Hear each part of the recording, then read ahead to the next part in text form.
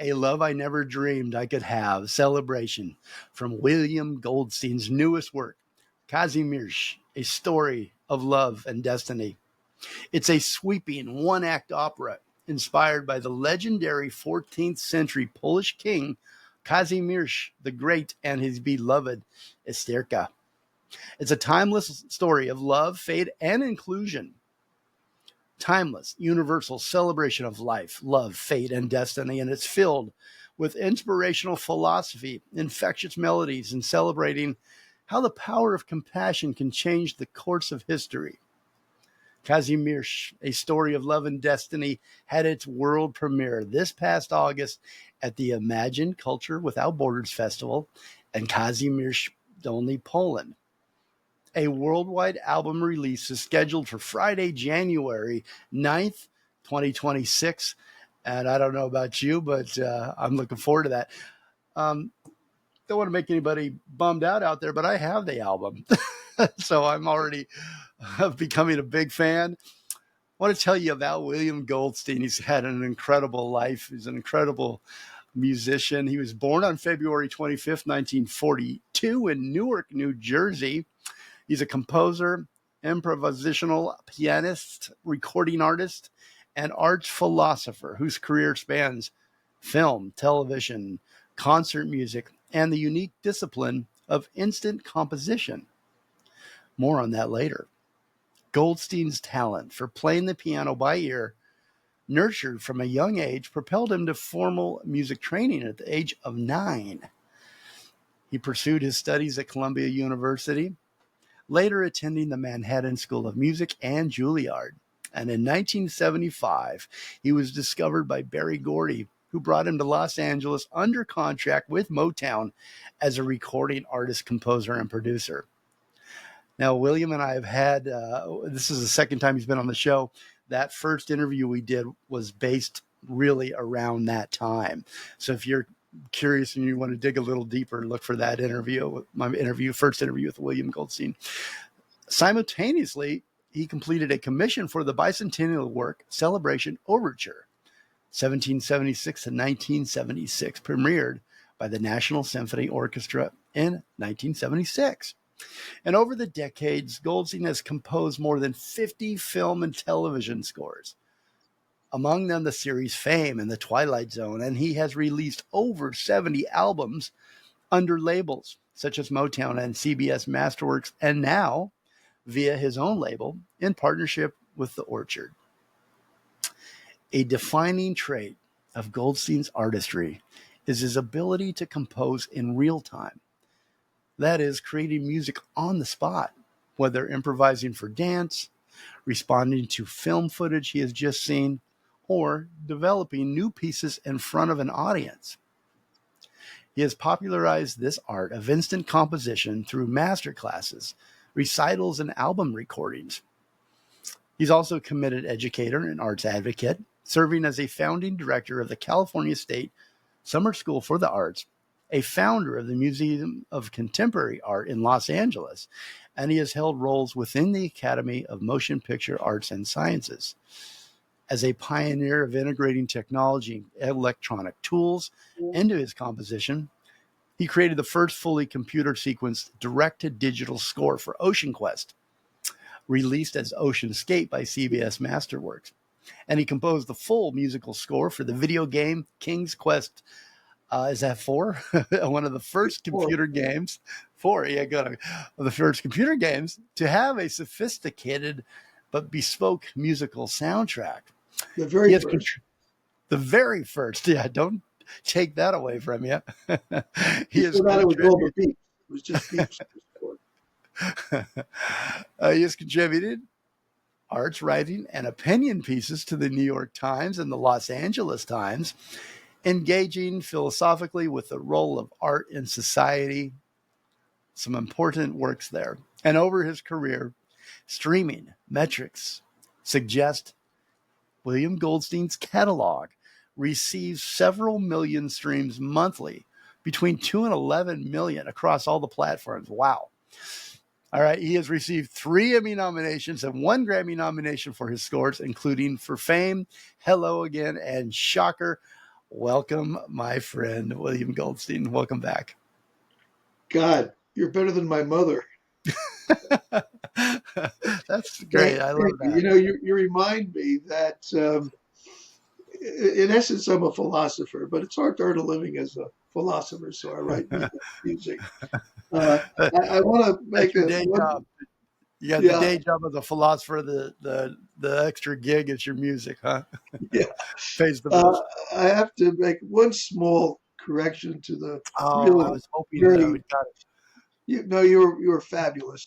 But when I was 9 and I was at Columbia, it was I was not there for formal study. I was there because I had advanced in a non-musical house without a piano to such a state that I was like a wunderkind type, and I was there at Columbia for evaluation and and for you know to set the future. And my mother never took any of the advice that was given by Professor Raymond Burroughs. So essentially, I remained formally untrained until later. And I remember in that interview when I was 9, my mother asked Professor Burroughs, well, we live an hour and a half outside of the city. I don't think we can get him up here every day or once a week. Will we harm his chances to develop?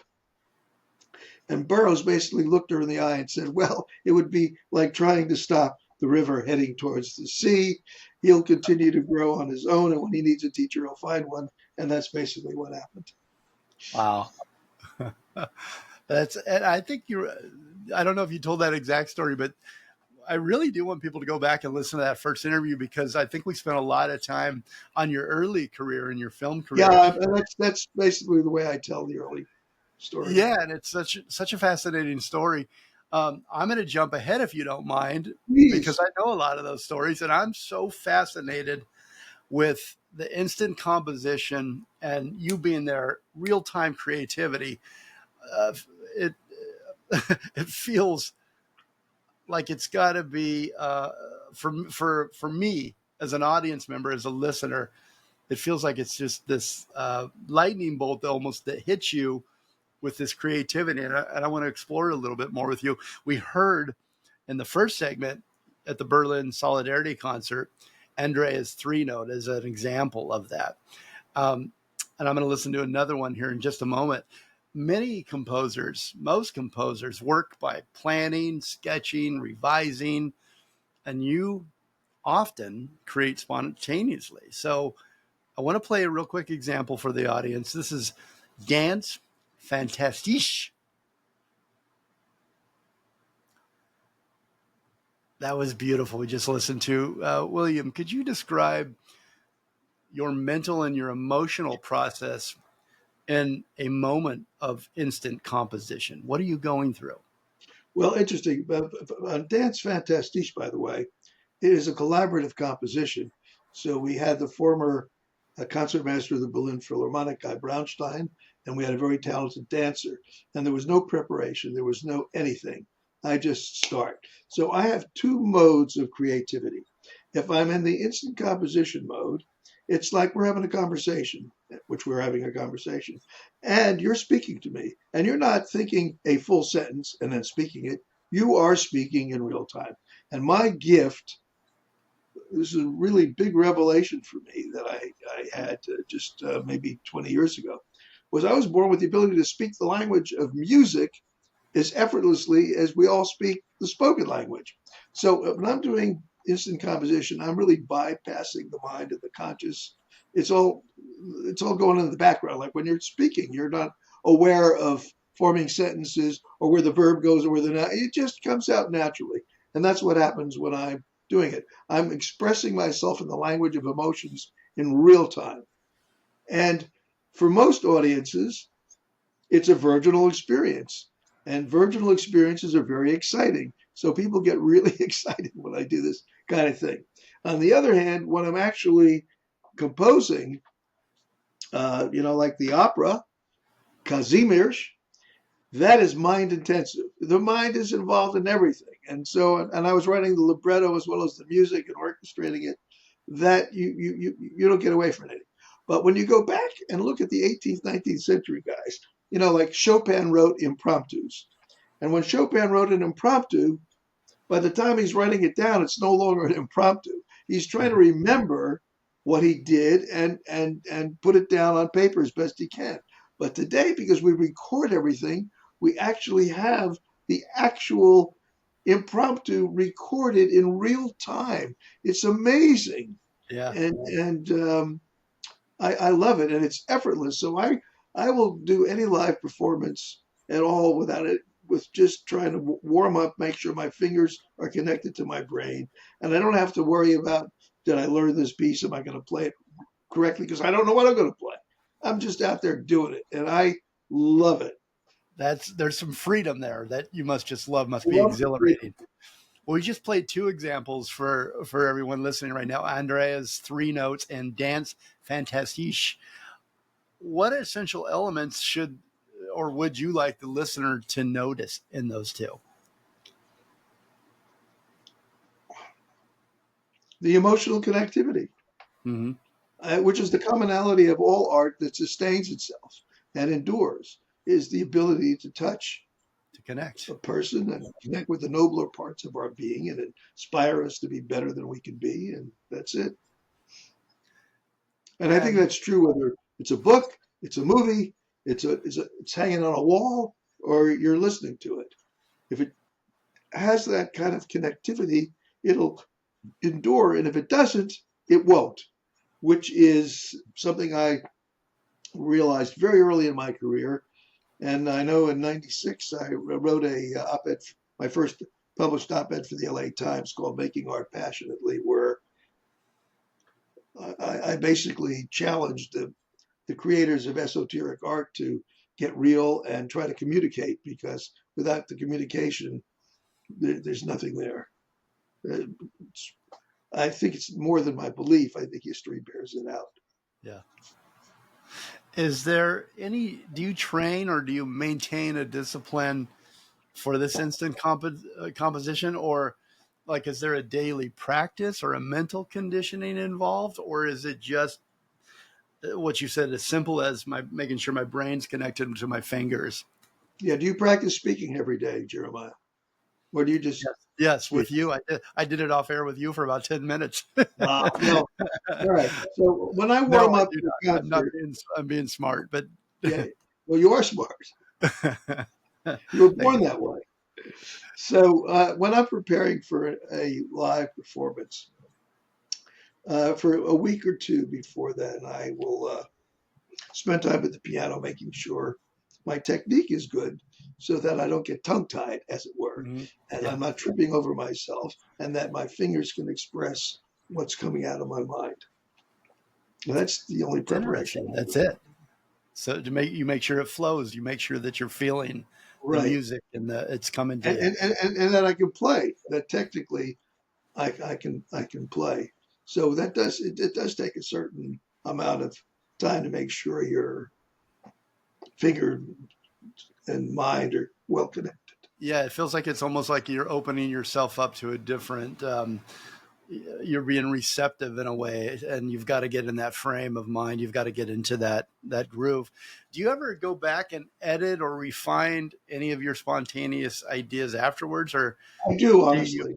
Yeah, or you leave them in the pure form as they Well, first they're came to mostly in a pure form, but what happens is it's like when you're typing a document, use a spell checker.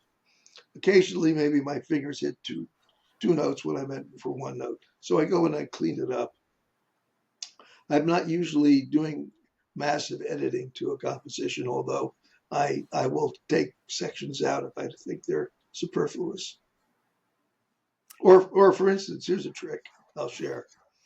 If I'm live performance and I recognize that I flubbed something, I will engineer a repeat of the phrase into the composition so that I can go back later and just take it out and just put it back Oh, together. smart. So, yeah, yeah. Um, is there a certain It's stamina? real time editing, actually. Yeah, I bet. Like a scalpel and a precision details. Um, when you're on stage, when you're receiving this and creating these spontaneous works, is there a certain stamina that's required for you, or there a certain concentration, or do you let all that go and just let it come spontaneously? Well, the Berlin concert was like a 2-hour concert. There was an intermission. When I'm on, I'm on. I can just keep going. Yeah. I did have an injury to my right arm. In 2018, I lost the supraspinata, which is the muscle that connects the shoulder to the arm. And I had physical therapy that retrained the remaining tendons and whatever. So my right arm, if it's extended over a keyboard for a long time, might get a little tired. So, but other than that, it doesn't really affect me, You thankfully. talked about William in the very beginning there, and I thought it's such a fascinating idea to kind of explore a little bit, the connectivity, the emotional connectivity, Yes. and what does that mean exactly to you and music, and how do you achieve that for diverse audiences? How do you connect with someone that may not be the same as you, feel the same Well, as I you, have, think the same as you? yeah, I don't do anything conscious. I'm amazed and I'm truly humbled by the fact that I can sit down at a piano, people of all ages, all musical tastes, maybe they're hip hop people and they respond to what I'm doing. I'm not quite sure why. I think I'm just blessed with an ability to communicate. And initially, when I started doing these live performances, people would come up to me and say, "Oh my goodness, I saw my whole life unfolding, and I was brought to tears." And there are a couple of videos where we see audiences reacting in ways that are profoundly beyond my understanding. So I can't. I just sit down and do what I do, and it seems that what I do is appreciated and affects a broad range, a very broad range of ages, cultures, musical tastes. I don't really know. I That's ask every time I do these things live for the audience, can somebody tell me why they were crying, why they got so emotional? You can hear pieces of music that are much better than what I just created, and you don't necessarily respond that way. So I don't really know, but I what do think they there's say to you when something you ask magical that? or mystical. Sorry? I'm sorry to interrupt you. What do they say when you ask them that question? What do you hear? You, what do I hear? Well, I'm overwhelmed by what I hear. There are two interviews that your listeners and there's Carla picks three notes. Carla with a C. It's on YouTube. The piece she picked is on one of my albums. And then there's Annika, Annica, was a Swedish actress. Nobility of the Human Spirit. That's also a YouTube video. These people were in tears. The audience around them was in tears, and there were Q and A's after. And the Q and A's, they feel that there's something profound. I mean, look, my opera is a celebration of life. Put my heart and soul in it. The backstory is as fascinating as the opera in itself. And after the performance, well, two of the sponsors of this festival were two Catholic universities who were sponsoring this opera about the Polish king who invited the Jews to Poland in the 14th century. And one of the principal governors of the university, the John Paul II Catholic University of Lublin, talked to me after the performance and said there was a spiritual power in this work that was so powerful. He wants to propose me for a honorary doctorate from the Catholic University of Lublin. And I was blown away. And he's been following through. I got this was in August. I got correspondence from him last week asking me for some more information that it's going ahead. I don't know. I am truly humbled by this gift I was born with, but actually the power of the gift was not revealed to me until 2011. I was doing this all my life, but I didn't know that it was rare. I thought anybody who wrote music could speak the language of music in real time because of all the legendary stories of the 18th and 19th century. The Wunderkinds all did this. How was it revealed to you in 2011? Well, I was That sounds president. like a powerful story. It is a powerful story. I was invited by Jan Kazimierz, a Polish composer who's no longer with us, sadly. Uh, he won an Oscar for Finding Neverland, and he was fascinated by the instant composition. And when he found out that I was adept at this sort of thing, he invited me to be president of the jury in the first competition in creating in real time in over 100 or 150 years in Poznan, Poland. And when I do live performances, I have somebody pick three notes to illustrate.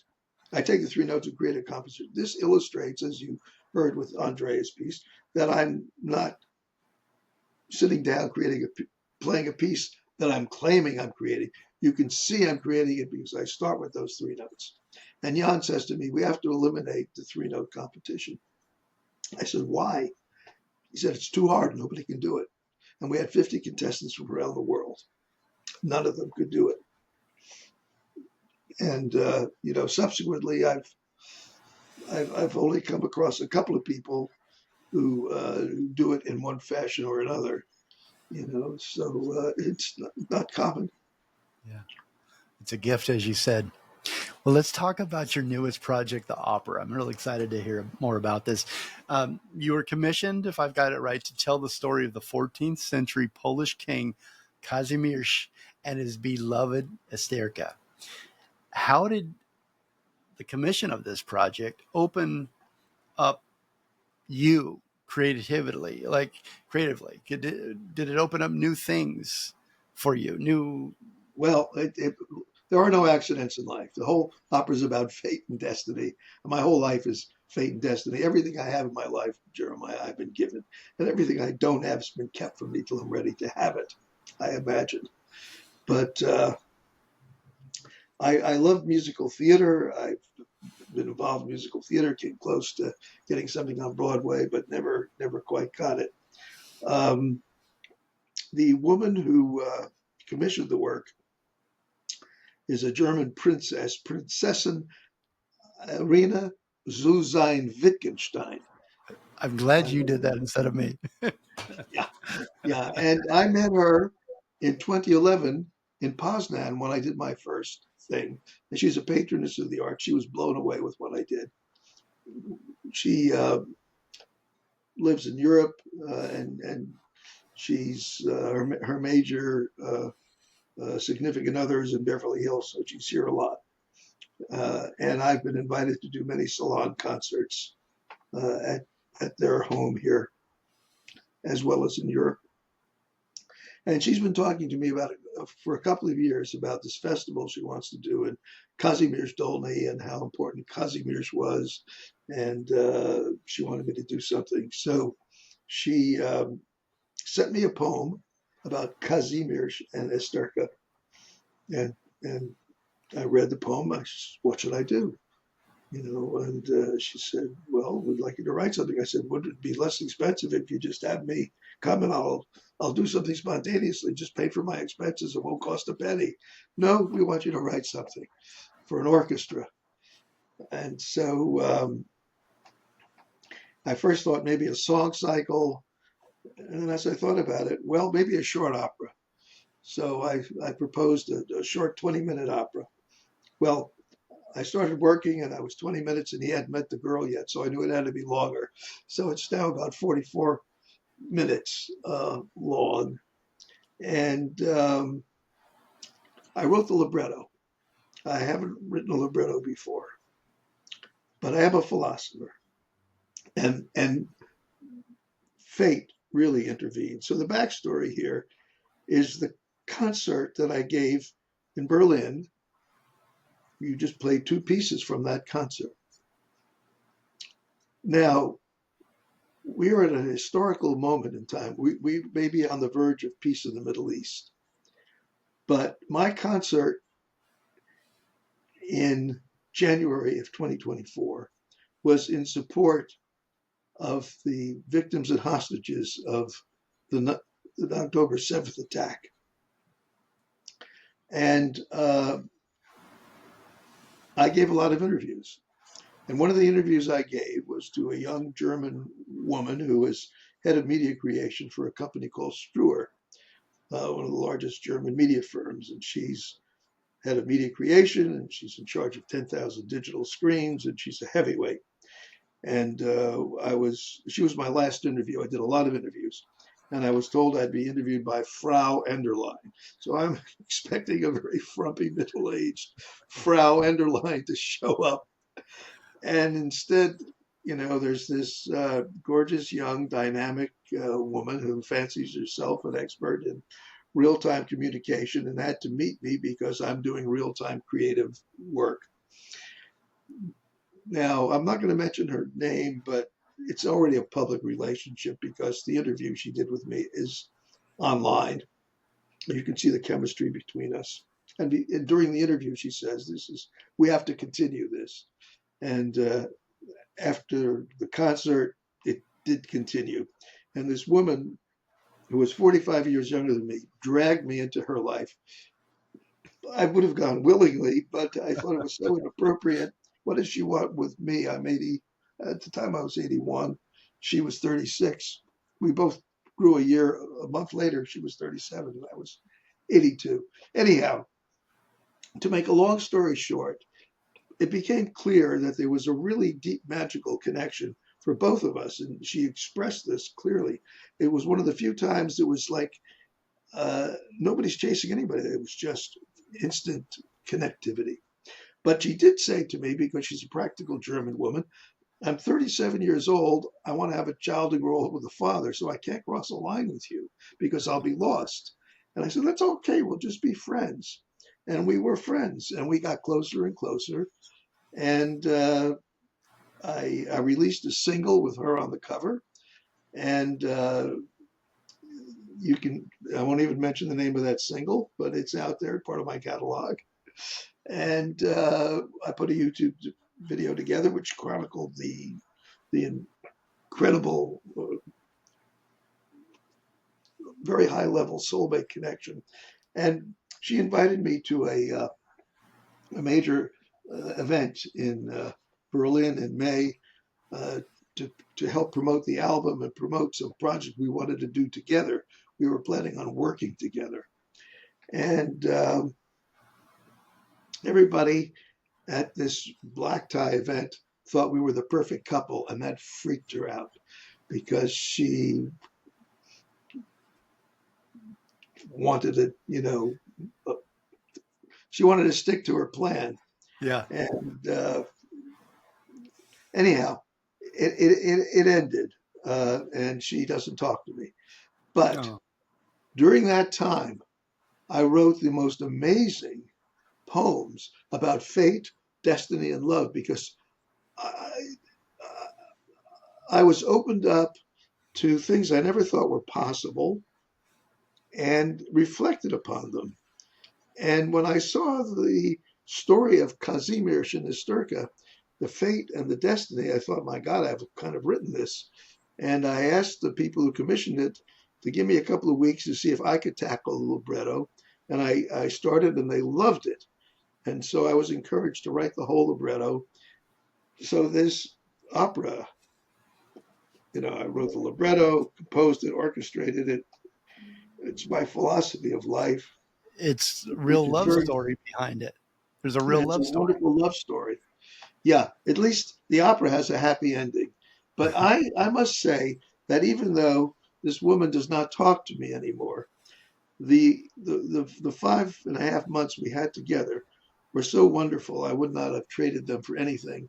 And the opera is a living testament to that. It is filled with such positive energy. It is truly a celebration of life. And I would have gotten the commission without that relationship, but it would have been a completely different type of piece. Same story, but told without the quite passion and for fate, destiny,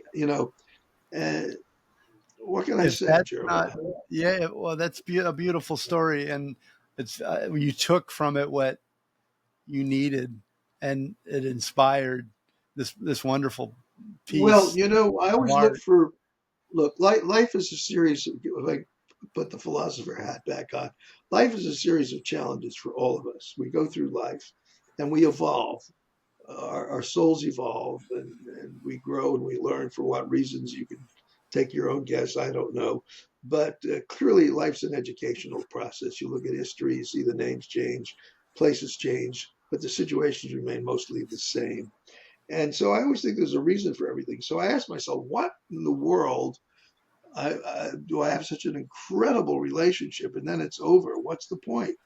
And maybe the point was for me to create something and put a positive energy into the world that will last a lot longer than I will, or this woman, or anybody else. Did it I don't alter know. the way you look at music, the melody, pacing, character? Did this love affair Not alter that at all? necessarily. Uh, It no, became I part of the was. music. Yes, yes. I've always been an incurable romantic. I mean, it's clear from anything I've done. But this particular, the the philosophical thoughts of fate and destiny, and the nobility of the human spirit, and the fact that maybe each of our souls is only a half a soul and incomplete till we meet our soulmate. These are ideas I've never expressed, and so the philosophy in the opera is quite serious, actually, Hmm.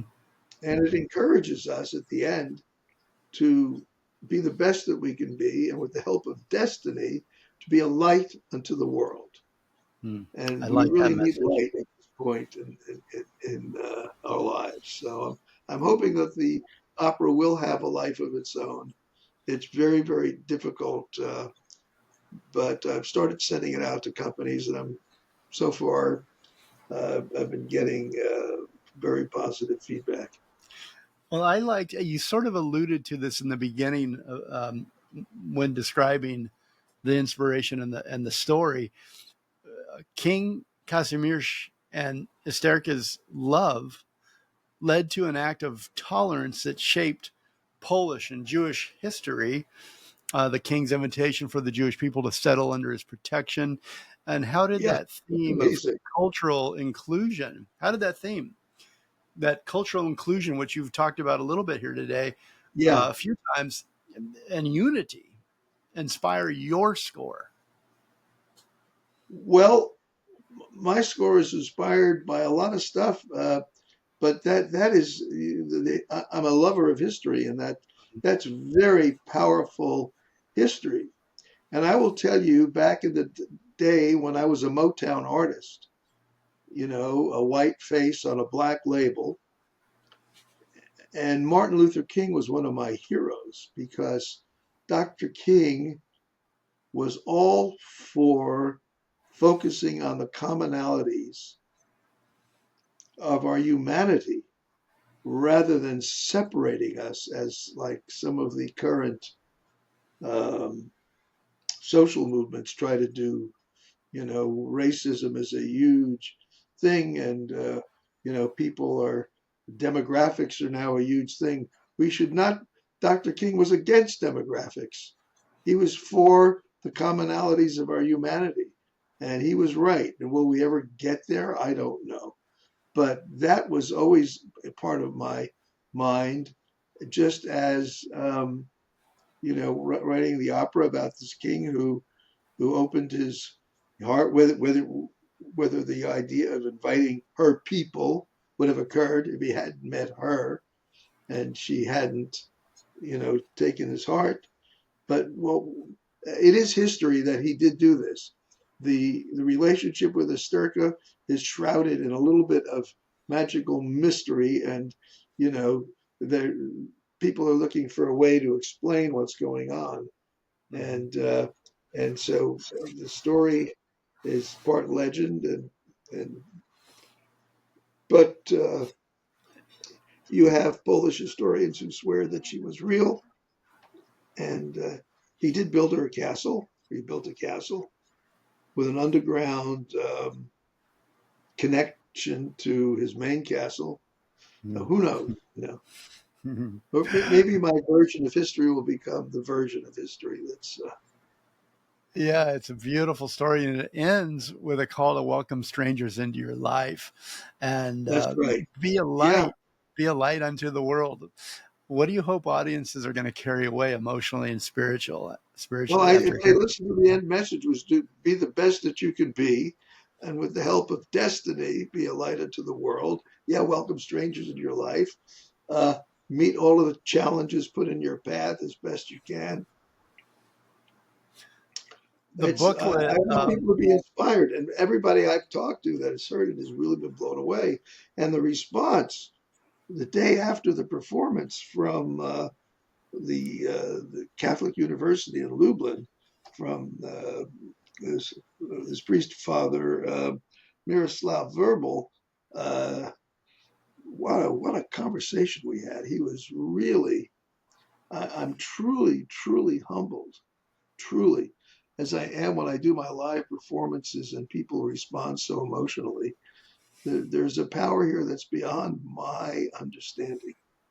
hmm, the booklet lists some incredible artists that are involved.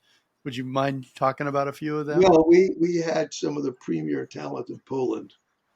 The lead singers, choir, the conductor Liliana Kirsch is an up and coming rising star. Does a lot of opera in Poland. She was terrific. Um, and the recording engineers, my God, there's a group called Dux, DUX, and all their engineers read orchestral scores, and they came in and we recorded in the Lublin Symphony Hall, and really a first-rate recording. And I've been recording all my life. I've recorded everywhere. Uh, One of my Grammy nominations was producing an original cast album, which was recorded at Columbia Records 30th Street Studios, which no longer exist, but where so many soundtracks were made. I've recorded everywhere. And this was really, it was a live recording. They were the best mics. I'm so interested in hearing the John Paul II Catholic University Choir. It's just got to add some beauty to it. Right. So, the opera is going to be done this summer in Polish. They're translating it into Polish. We had a preliminary translation into Polish, but the choir master at John Paul University felt that the translation was a decent translation, but did not sing at all well. And we need one that sings as well as the English translation or the original English, as it were. William, we're almost out of time here. It's so sad when that happens.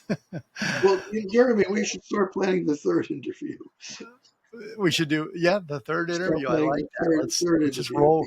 Let's just roll You're right really into it. you're very inspiring to speak with. I mean, you're Oh, kind thank and you. complimentary, but you also we take a lot of things for granted, and you bring up things that uh, It's are that nice to reflect connectivity. on. Yeah, It's that connectivity that I feel with you, and I felt at the first interview as well. Um, the inspiration comes from you, and from this feeling that I get when we talk. I wanted to thank ask you. you: have you had to sacrifice? Maybe that's not the right word because it sounds so final. But have you had to sacrifice anything in your life for your Of career in course. music? Well, not willingly. Look, when I tell you that everything I have, I've been given, Mm-hmm. that my life has been fated. Look, I'm an incurable romantic. I fell in love when I was 13 years old with a girl who sat across the aisle in eighth grade. And I couldn't go out with her until I was 17 because she lived on a farm and I needed a driver's license. And finally, I'm 17 and I go out with her and I tell her I'm in love with her. And she's a month older than me. And the girls normally mature more quickly. She says, I don't know anything about love. And she's dating the best looking guy in the high school class, you know. And so I had my heart shattered at 17. And a few years later, we went out when she was in college, but she ended up marrying somebody and had a very nice life.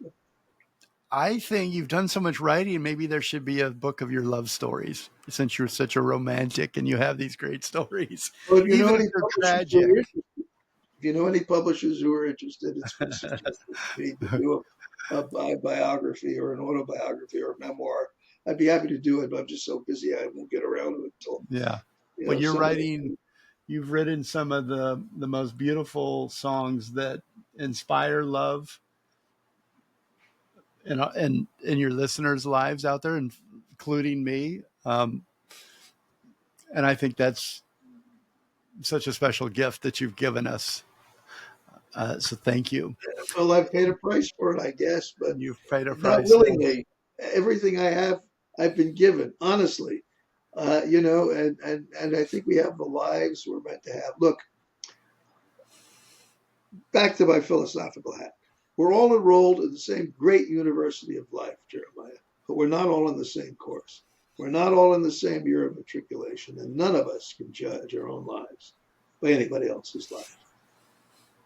You know, and I also know that I'm a fairly powerful person. I can try to make things happen. If they're not supposed to happen, they don't happen. And then the gifts come out of nowhere. You know, being discovered by Berry Gordy, ending up at Columbia when I was 9, uh, being the first person in the world to record a score on a computer because I happened to be in the right time at the right place and met the guy who was running the software for this program that was going to do it. And he says, "Oh, would you like the beta test?" And at the time, I was doing a show called Fame, so I had a high visibility. And I don't know. so You when know, you sit there and you stack it all up and you count up the score, and I mean pun intended, when you count up the score, you feel grateful, you feel rewarded, you feel like yes, and I you're also satisfied. this past romantic situation I had reminded me that you never know when something's coming. And Yeah. so for me, it's not over by a long shot yet. I don't know how many years I will be on the planet, but life is full of surprises and they're not all bad. Is there anything that you consider unfinished in your artistic journey? That's my final Oh, there are question many for things you. I'd like to do that I haven't yet done. But for my time being, I'd love to see this. It's a one act opera. I'd love to see it on a stage with a Puccini one act at the Metropolitan Opera in New York. You know, I've sent it to Peter Gelb, who I knew when he was at Masterworks, which is where he was before the Met. But they haven't listened to it yet, and it's such a long shot with them. Who knows what they're looking for? But Well, when it happens, will you do me a favor? Will you send me an invite? sure. Okay, I'll be there. I want to be there. All right, William Goldstein's newest work, the opera, Kazimierz, A Story of Love and Destiny, is a sweeping one act opera inspired by the legendary 14th century Polish king Kazimierz the Great and his beloved Hysterka. It's a timeless tale of love, fate, and inclusivity, a universal celebration of life and love and fate, destiny also brimming with inspirational philosophy and infectious melodies. It's a celebration of how the power of compassion can alter the course of history. The opera had its world premiere this past August at the Imagine Culture Without Borders Festival in Kazimierz Dolny, Poland. The worldwide album release, mark your calendars, for Friday, July 9th, January 2020. 9th. January January, 9th. I said July. You're Excuse only me. off by 6 months. It's all right. I'm only a few months. No, thank you for correcting me. The release, A Story of Love and Destiny, Kazimierz, out everywhere on Friday, January 9th, 2026. Can you pre order this at all, William? You might be able to. If you go to your uh, local streaming service, whether it's Amazon or Okay, Apple, I think you could perhaps pre-order for Apple or Amazon, but I don't know for sure. I'll see. I'll see if I can I think find it's that. already showing. I think it's already showing up on the stores for release in January, so you might be able to. Oh, that's great news. So I'll see if I can find a pre-save link, and I'll put that, Thank you. to the listeners that are listening Thank right you. now. I'll put that in the podcast copy, so you can have a direct link there. If I can find that, I'll do that.